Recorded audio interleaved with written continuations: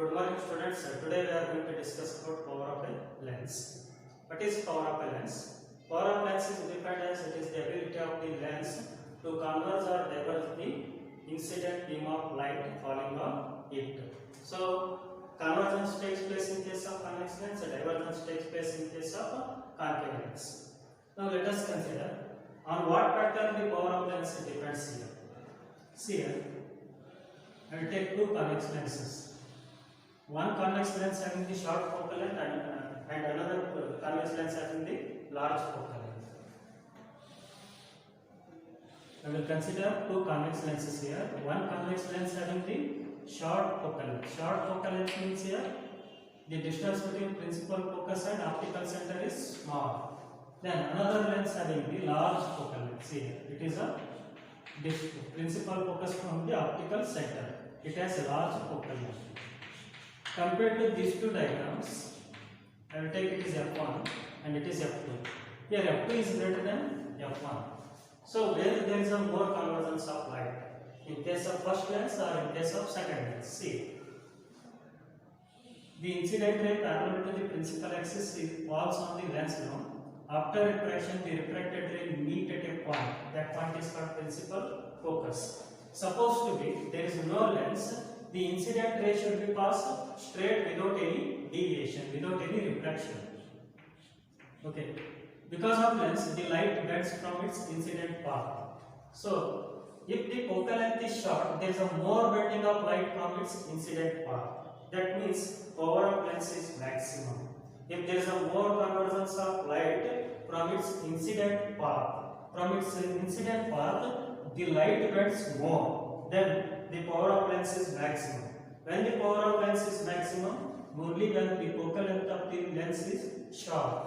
And in this case, now again it is an incident ray. After refraction, the refracted ray should be meet at a principal focus. Then it is an extended incident ray.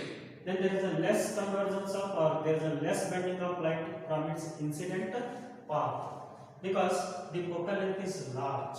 Then how the power of a lens related to the focal length? Power of lens related to the focal length inversely. So power of a lens is inversely proportional to focal length of the lens. Okay. So what is power of lens?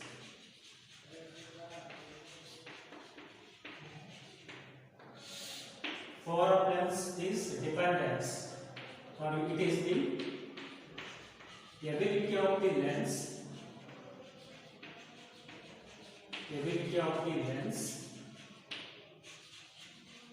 To converge or diverge. The beam of light falling on it.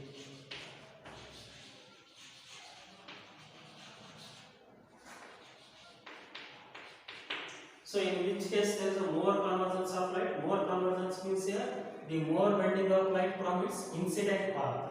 The lens which having the short focal length, there is a more bending of light from its incident path. If there is a more bending of light is there, if there is a more bending of light from its incident path, then the power of lens is maximum.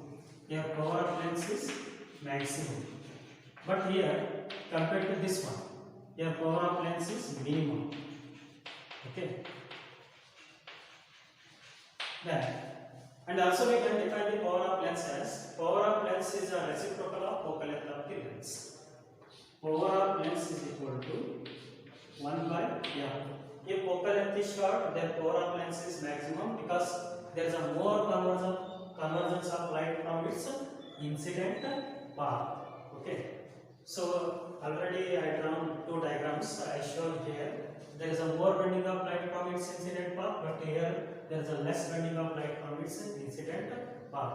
Here angle is more, here angle is less. Okay. There are more convergence, here less convergence. That depends on focal lengths. Okay. Then what is power of lens here? It is the ability of the lens to converge or diverge the beam of light falling on it. Divergence in case of concave lens. See, it is a concave lens. principal axis. The incident ray parallel to the principal axis. After refraction, the refracted ray is divergent. This refracted ray appears to be came from a point that is called focus. Okay. So if focal length is short now, there is a more divergence of light from its incident path. Okay. If focal length is large, there is a less divergence of light from its incident path. It is about power of lens. Next, what is the assignment of power of lens? Already we defined the power of lens and already we wrote the formula for power of lens. Next, assignment of power of lens.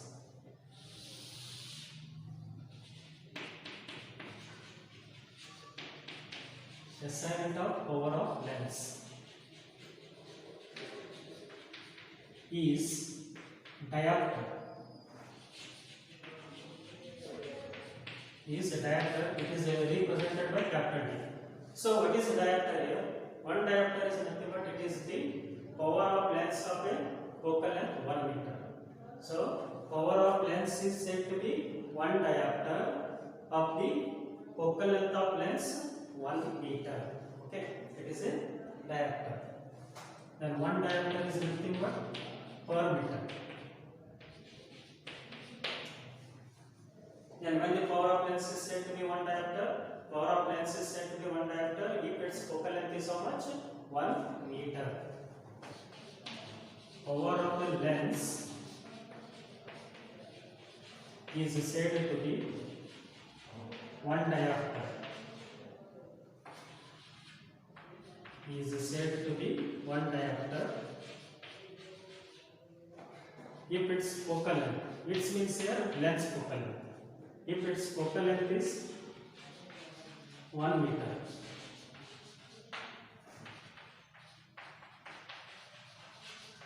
See here, power of lens is measured in diopter and focal length of the lens is meter. Then 1 diopter is equal to per meter. 1 diopter is equal to per meter. Then power of lens is positive for convex lens and power of lens is negative for concave lens. Why the power of lens is positive for convex lens? Because focal length of the convex lens is positive. And why the power of lens is negative for concave lens? Because the focal length of the concave lens is negative. Then it is very important to note. Power of lens is positive for convex lens. And second one, power of lens is negative for concave lens. Why the power of lens is positive for convex lens? Because focal length of the convex lens is positive. That is why power of lens for the convex lens is also positive. Then, because focal length of the convex lens positive, okay. Then power of the lens is negative for which one? Concave lens, because focal length of concave lens is negative. This is all about power of lens. Next topic is the combination of lenses. If two lenses are placed in contact, what about their effective focal length? Means effective focal length means here this is the focal length of the two lenses in contact. It is called effective focal length. Combination of lenses.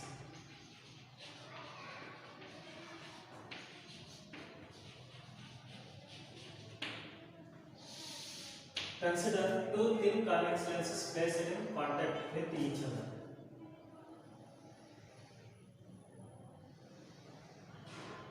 It is a first convex lens and it is a second convex lens. Both convex lenses are placed in contact with each other. I will take first convex lens as A and second convex lens as B. Now let us draw the principal axis. That principal axis is passing through the optical centers of the both convex lenses.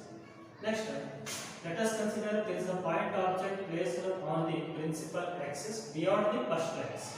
At a distance of u, we are going to take the distance of the object from the lenses in contact from the point of contact. It is the point of contact. That is the object distance. because whenever these two lenses in contact, that form the single lens. Next, the rays traveling from object falls on the first lens. Refraction takes place at the first lens. Then the refracted ray by the first lens is incident ray for the second lens. Once again, this ray should be refracted. Then this finally refracted ray should be meet at a point. That point is called image of the object. Here it is the final image of the object and it is the object. So how many times refraction takes place here? 2 times refraction takes place here. First refraction by the first lens, second refraction by the second lens. Okay. So due to these two lenses, there is a more bending of light. Then the final image is formed at what position? The final image is formed at I.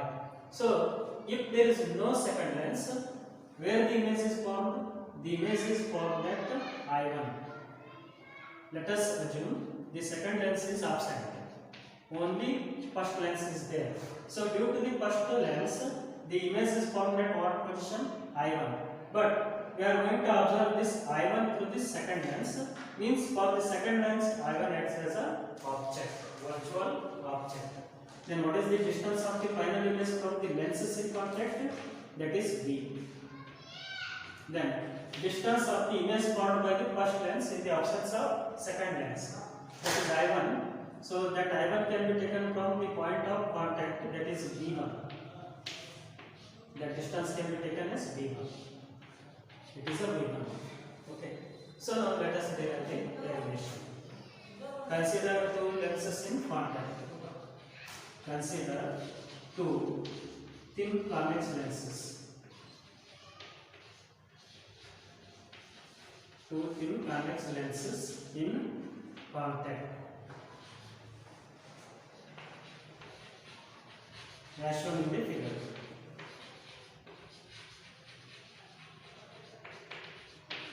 As shown in the figure.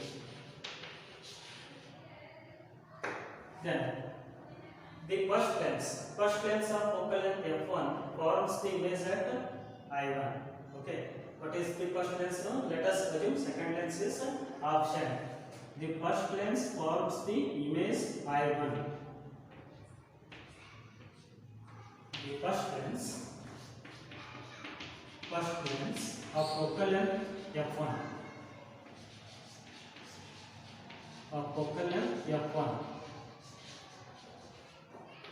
forms image I1 of the object O at a distance V1.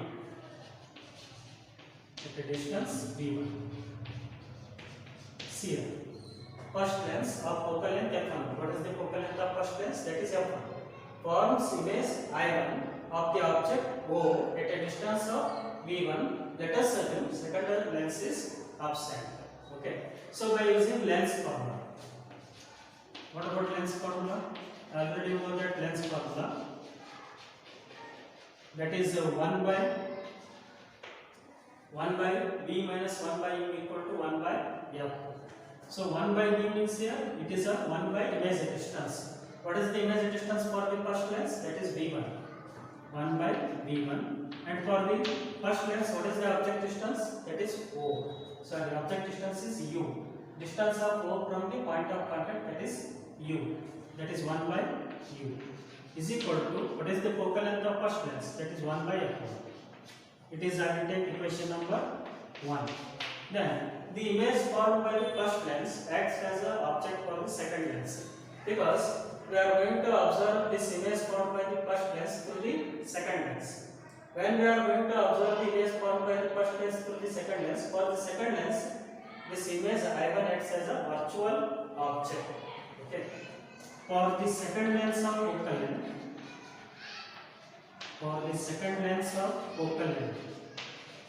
F2. For the second lens of focal length F2, I1 acts as a virtual object.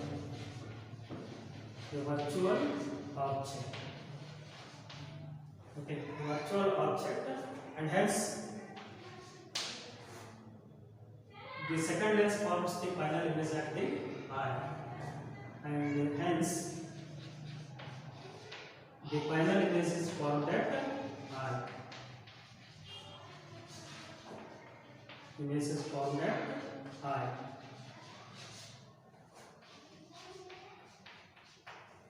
Okay, again by using lens formula.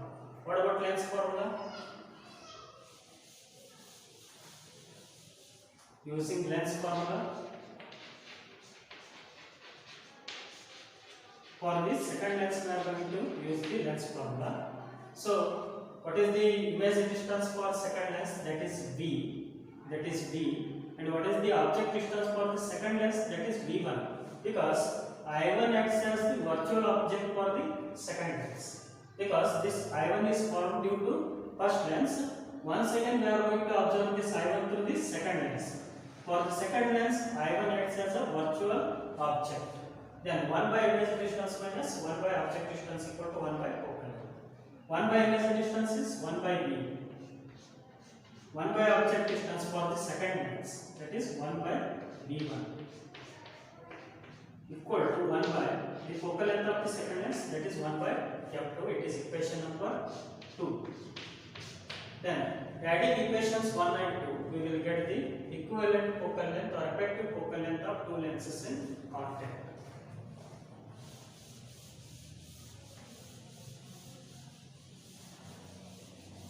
Adding equations 1 and 2. What is equation 1? That is 1 by V1 minus 1 by U. Left hand side of equation 1 plus left hand side of equation 2. That is plus 1 by V minus 1 by V1 is equal to right hand side of equation 1, that is 1 by F1, plus right hand side of equation 2, that is 1 by F2. Then here what get cancelled? First term and last term get cancelled. We will get 1 by V minus 1 by U. Then 1 by F1 plus 1 by F2. See here, V is the distance of the final image formed due to both lenses. Okay. And U is the distance of the object from the both lenses. Okay. Then these two lenses in contact forms a single lens. What is the focal length of that single lens? That is 1 by F.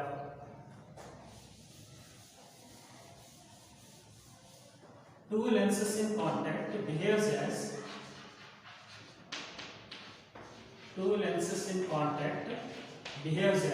a single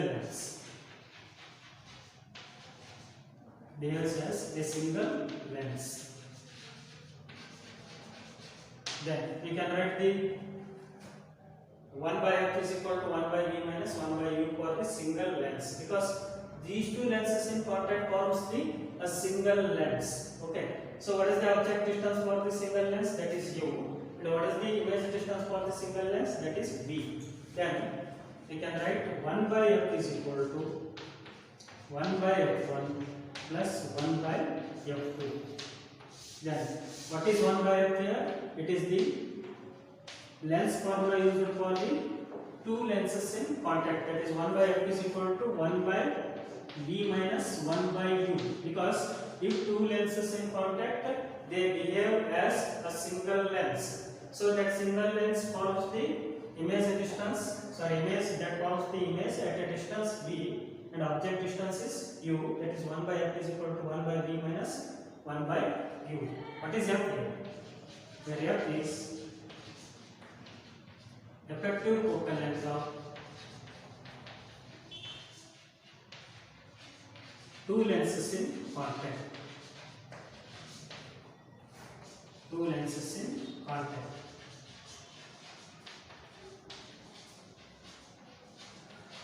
Then here, what about effective power? Effective power of two lenses in contact will be 1 by F is nothing but it is a P is equal to 1 by F1 is nothing but P1, 1 by F2 is nothing but P2.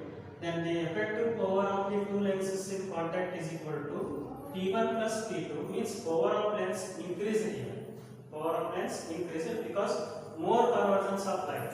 Due to one lens, there is a less convergence of light. Due to second lens, there is a more wetting of light. Because how many lenses are there? Two lenses are there. If two lenses are placed in contact, their power of lens increases. Okay. Then what is the effective power of lens here? Effective power of lens.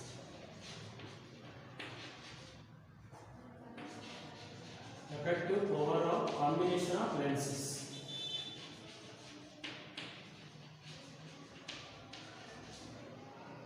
Combination of lenses. That is P is equal to P1 plus P2. Then what is P here? It is the power of the two lenses in contact. And what is P1 here? Power of the first lens. And what is P2 here? Power of the second lens. Power of the two lenses in contact, that is called effective power. And P1 is power of the first lens and P2 is the power of the second lens. By adding them, we will get the total power of the two lenses in contact. Okay. If there are more than two lenses, we are going to write the 1 by f is equal to 1 by f1 plus 1 by f2 plus 1 by f3 plus and so on 1 by fn. And we are going to write the effective power as P is equal to P1 plus P2 plus P3 plus and so on Pn. Okay.